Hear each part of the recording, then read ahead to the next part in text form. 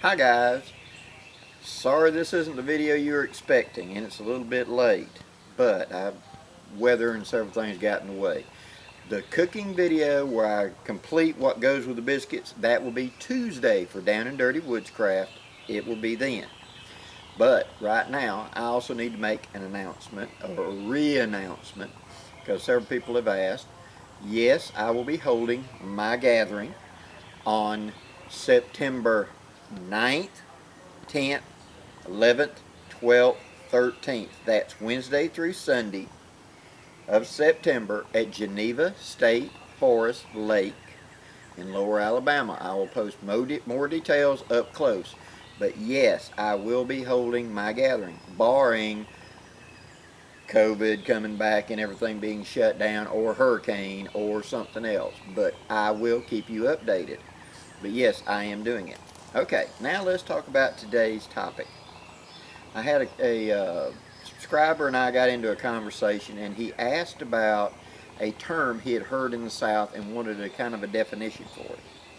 And so I'm going to give you my definition. I am positive this is not the original genesis of this phrase, but this is how I heard this phrase applied in my day, and that was a 10-foot pole. Why a 10-foot pole? Well, when I was young, I was told what the 10-foot pole was for this.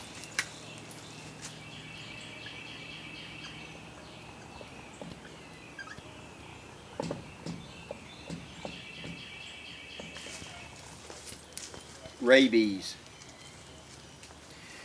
You see, rabies being a blood disease that is transmitted by bites and things into the animal, then it affects the brain, drives the animal insane, blah blah. You're familiar with that. But where it comes in the 10-foot pole rule is this. You have spotted an animal that is not acting normally. Okay? A raccoon that's out in broad daylight, acting very disoriented. A fox that is acting very aggressively at things that are not there, etc. Many factors could draw your attention to saying that there's something severely wrong with this animal. Foaming at the mouth, etc. And I encourage all of you to educate yourself. If you're going to be out in the outdoors any amount of time, go and educate yourself on what the symptoms of rabies are and what the common flags that you notice in an animal. Once you see that, you should ethically dispatch that animal. That means either if you're in a position where you can call local law enforcement, game warden or something, keep an eye on the animal for them to come get rid of this problem, because it's not just the animal. The fleas and everything on them are also infected, can spread, and that's what we're about to get to in a minute. So because of that, you need to do that. Now if it's just me and I have a sidearm or something on me, I should be the one to dispatch it if we're out in the middle of nowhere. But what I do matters in the next few minutes, and you got a time limit. So let's go through that, okay? Say I am here. Another one of my great drawings. And the animal is here, okay? I do not want to get any closer than 6 feet from it. Just like we talk about social distancing, 6 feet, because the fleas of this animal can leap off. And I do not want to get those fleas on me. If those fleas bite me, if there's any chance those fleas bit me, then I've got to go through the shots. And that's very painful and costly.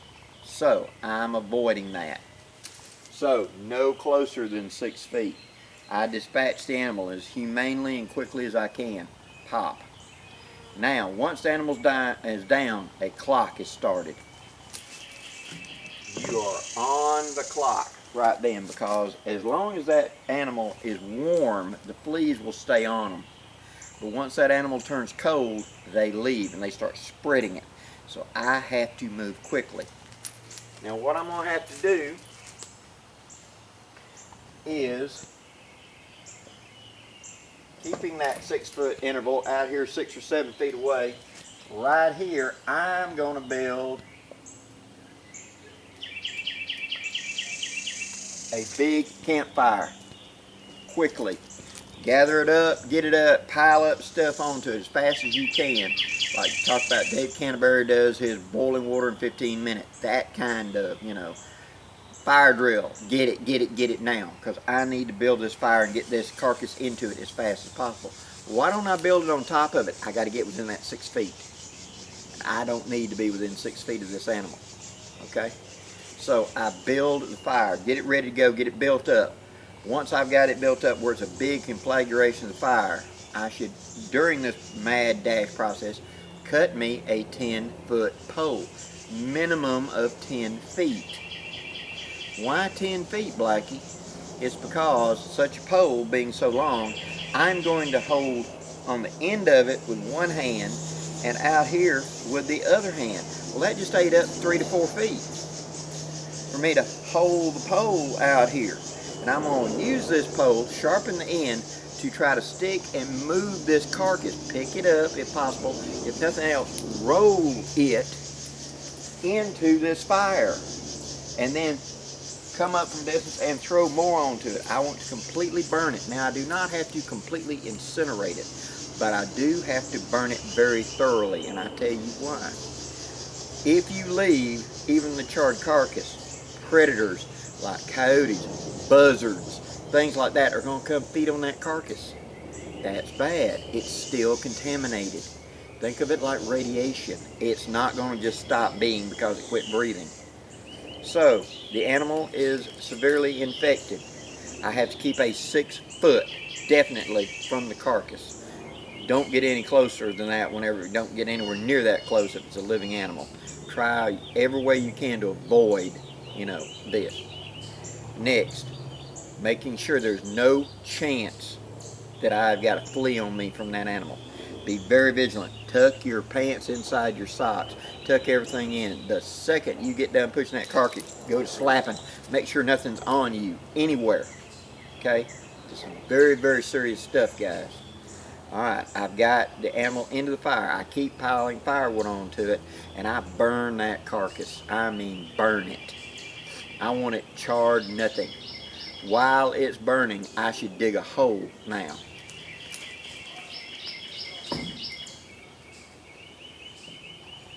I should dig a hole that is at least 2 foot deep. 2 feet. I don't want any predators digging down to it. Okay? Now, the animal is crispy critter. It is burned up. Keep that fire going for at least 30-40 minutes. Burn it good. Now I'm going to take that 10-foot pole and I'm going to rake that carcass into that hole that I have just created, and I'm going to bury it thoroughly. Again, making sure. The fleas and things, when I roll it into that fire, should be incinerated right then. But remember, that's why I'm holding this pole out here. If I get it close to the heat and they go to jumping off, I don't want to be anywhere near it. So ideally, I want to sharpen it to a spear, and I want to harpoon it into the guts of the carcass and pick it up gently and then set it in the fire. Don't give them a chance to jump off. If I roll it up there really slow and they start feeling the heat, they may jump off. The fleas are now the big danger, so I got to kill the fleas. See? So, to reiterate, you have spotted an animal and you have educated yourself to realize that animal is very likely rabid. If I'm in a position to call law enforcement or whatever to come do it, or game wardens or whatever, do it. If I am not in a position and I have the ability to take the animal out, I should do it. Now, let me back up. Why would I want to call law enforcement? Because they're going to harvest that animal, they've been trained to do it, and they're going to send that animal off to verify that it was rabid. This is something they need to know to see if rabies is spreading in the area, if there's a problem in this area or not, okay? I don't have that option if I'm out in the middle of the woods by myself, okay? So, I have dispatched the animal humanely. The clock's running. I have built up the fire. I've got my 10-foot pole. I have moved the carcass quickly into the fire. I have incinerated it. I have dug my 2-foot hole. And once the animal is completely incinerated, I'm going to put it and bury it solidly. And then I'm going to pile stuff on top of it, if all possible, to try to deter even further any kind of predation or whatever to it. That is what that 10-foot pole That's when somebody says, I wouldn't touch it, I wouldn't poke him with a 10-foot pole. I wouldn't use a 10-foot pole on him. It's like he got rabies. I would stay at such a distance, I wouldn't even use a 10-foot pole. That's what that statement was used when I was young. That's for. Hope this gave you a little enlightenment, guys, on what such a term was for. And thank you for your comments, and thank you for the support of my channel. Now, I've got to get ready and get to work. So, till next time, guys, I'm Blackie, wishing you safe journeys. Have a great day, guys.